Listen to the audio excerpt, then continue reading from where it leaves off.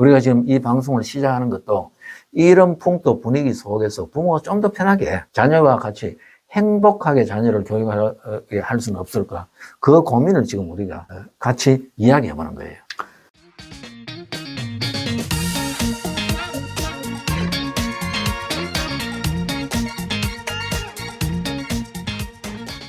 네.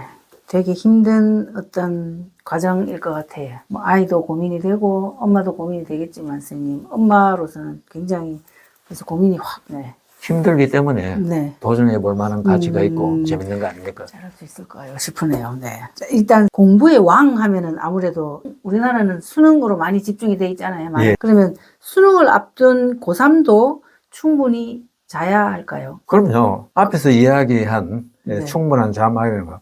고3은 적어도 하루에 개인차가 있지만 6시간 이상 자야 됩니다. 네. 6시간 이상 자지 않고서는 내가 그 학교에 강연을 많이 다녔는데요. 특히 그 유명 학군에 가면은 일부러 복도를 길게 한번 지나가 봅니다. 지나가 보면은 40명 기준으로 선생님 수업을 진행하는데 칠판 바라보고 있는 아이가 한 번에 10명이 안 돼요. 네. 그러니까 절반 이상이 전부 엎드려져요. 이 얼마나 대단한 낭비입니까? 그래서 결국은 그 긴 낮 시간 동안에 비몽사몽간에 자고 그렇죠. 재밌는 이야기를 한번 해볼까요? 자, 우리 학생들이 한 2시대가 자면은 취침 시간에 관계없이 6시 정도 되면은 깨잖아요. 예. 그러면 한 4시간밖에 못 자잖아요. 네. 그러면 1교시부터 세상 다 줘도 귀찮아요. 특히 그 나이는 밤에 늦게 자는 거는 자신 있는데 아침에 일찍 일어나라 하면은 정말 죽고 싶어요. 1교시부터 꼬박꼬박 졸지요. 조는데 희한하게 또 점심시간 5분 전에 머리가 맑아져요. 네. 그러면 급식도 실컷 먹고 오후에는 식곤증 때문에 또 졸게 돼요. 그래서 오후 내내 졸다가 마지막 시간 마치기 10분 전쯤 되면 희한하게 머리가 맑고 네. 해 빠지면 눈에 광채가 나는 올빼미 삼신.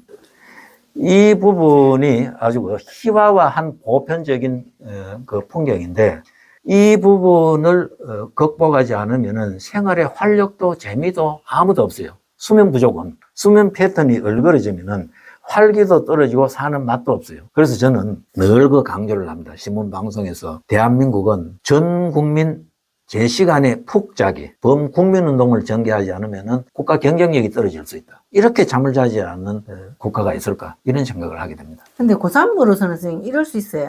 그러니까 자기가 고등학교 2학년 때까지는 공부를 안 했어요. 근데 수능이라는 거는 시간이 딱 정해져 있잖아요. 다가오니까 압박감도 있을 거 아닙니까? 그러니까 공부 안 했으니 지금부터라도 해야지 이런 마음이 있을 수 있잖아요.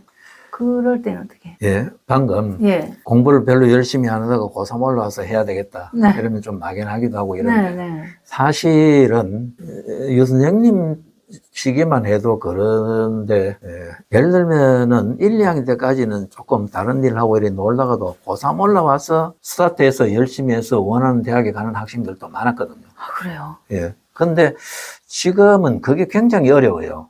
우리가 계단을 100개 올라가야 되는데 네. 처음 출발해서는 내 친구들이 한 서너 계단, 뭐 10계단 앞에 가도 괜찮아요. 중반 이후에 내가 좀 빨리 걷고 열심히 하면은 따라 붙일 수 있고 결국은 끝에 가면은 마지막 계단은 내가 먼저 올라갈 수도 있는데 우리는 지금 원체 교육이 과열되다 보니 주변에 보면은 누가 이런 선행학습하고 이런 선행학습 했는데 딱 생각해 보면은 내가 몇 계단 쳐져 있거든요.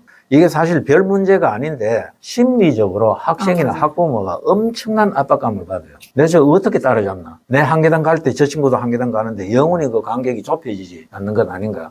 이 논리가 바로 그 선행학습 부음을 일으켰고 그런데 이 선행학습이 실제로 도움이 됩니까? 저는 공사교육에서 수험생만 상대로 30년 이상 일을 했는데 선행학습으로 덕을 볼 수 있는 학생은 100명 중에 5명 안 돼요, 실제로. 우리는 그 5명을 위해서 90명 이상을 희생시키는 제도예요, 실제로는. 그러면 고3도 그냥 충분히 잠은 자고 자기의 계획대로 공부를 하는 게. 그렇죠. 이제 마음이 조급하지 않고. 네. 그거는 본인도 그래야 되고 엄마부터 주변도 차근차근 하면은 충분히 할 수 있다. 예를 들면 3월부터 11월 수능까지 쳐도 이 한 10달 되는 시간은 굉장히 긴 시간이에요. 이 시간에 엄청나게 많은 걸 할 수 있는데도 불구하고 조급증과 맞아요. 내가 되겠나라는 이 강박관념 때문에 안 될 따름이지. 그래서 우리가 바쁠수록 여유를 가지는, 이것은 학생 자신의 문제도 있고 부모나 가족 전체가 같이 힘을 합쳐야 되는 겁니다. 우리는 사실 고등학교 3학년쯤 되면 애는 소화도 안 되고 아프고 심지어 엄마도 아프고 전부 다 고3병. 그렇죠. 네.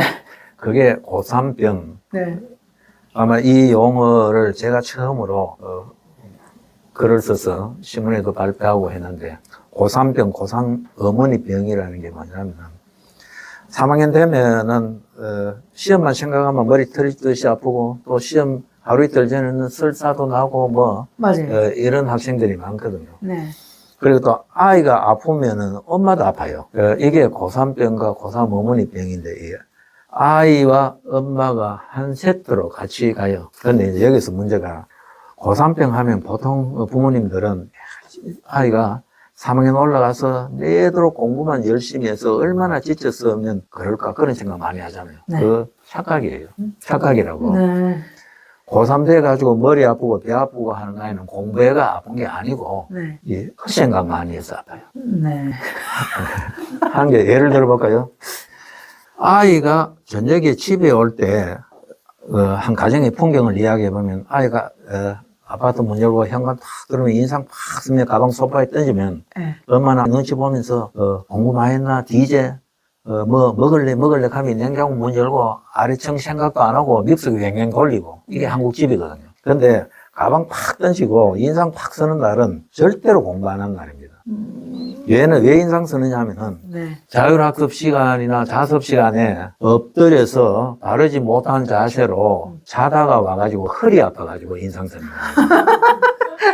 공부가 제대로 된 날은 들어오는 순간 생글생글 웃으면서 맞네. 엄마한테 애교 부리고 안으면서 뭐 먹고 싶어 이래 하거든요. 이게 뭐냐면 성취감을 느끼면 피로를 잊게 돼요. 특히 어른도 마찬가지지만 그 젊은 날에는 그렇거든요. 그래서 현명한 부모는 아이가 문 딱 열고 들어오면은, 초등학생도 마찬가지고 표정만 보면은 이 친구의 하루가 어땠다는 걸 바로 짐작할 수 있습니다. 이제 이런 것을 우리가 캐치를 할 수 있어야 되죠.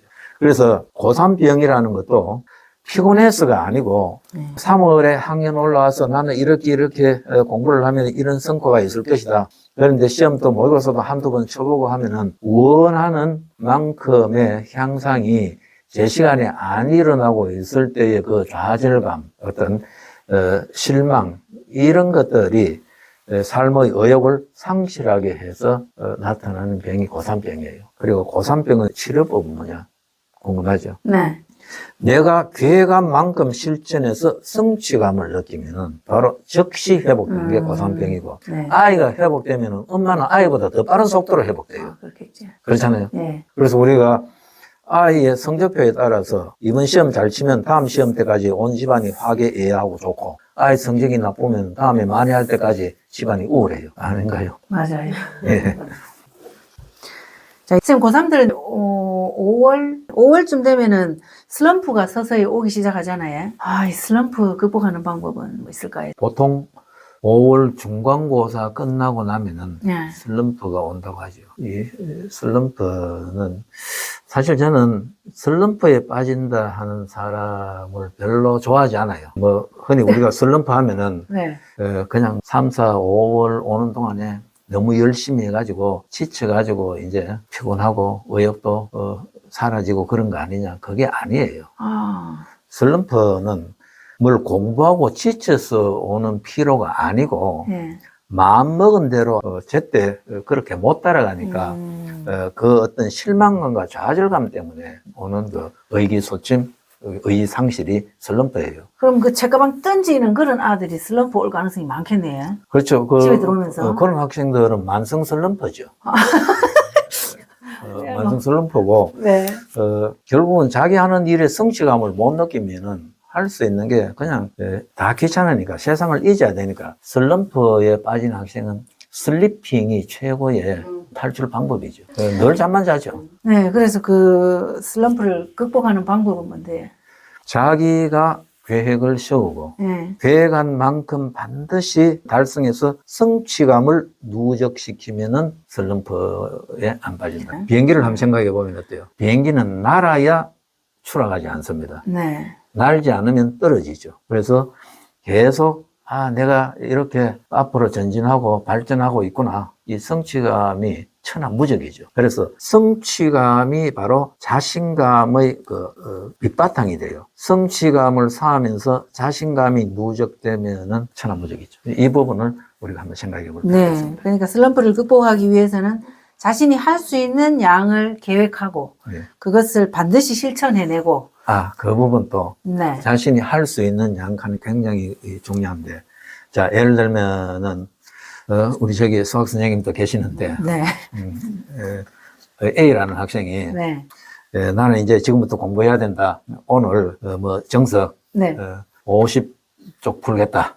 이렇게 이제 계획을 세워놓고, 저녁에 죽도록 해도 10쪽도 못 봤거든요. 네. 원래 해피니스 이퀄 기대분의 성취 곱하기 100이거든. 네. 내가 기대는 50쪽 보기로 했는데 10쪽밖에 못 봤으면은 그러면 20%니까 나는 안 돼. 나는 역시 안 돼.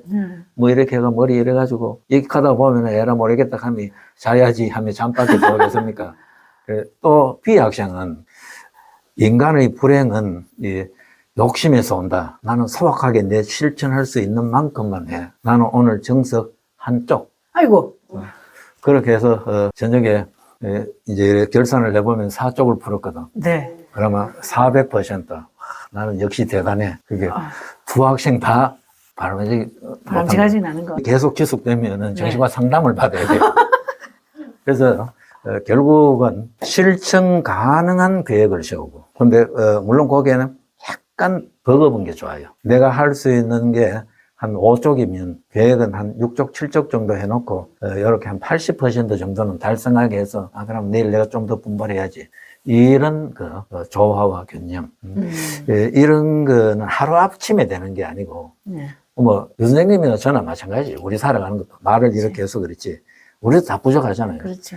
시행착오를 통해서 조금씩 나아지거든. 네. 그래서 계획하고 실천하고 평가하고 또 조금 낮게 이게 습관화되는 게 좋죠. 인간은 85%가 습관의 산물이에요. 어떤 습관을 들이느냐가 중요하죠. 맞지.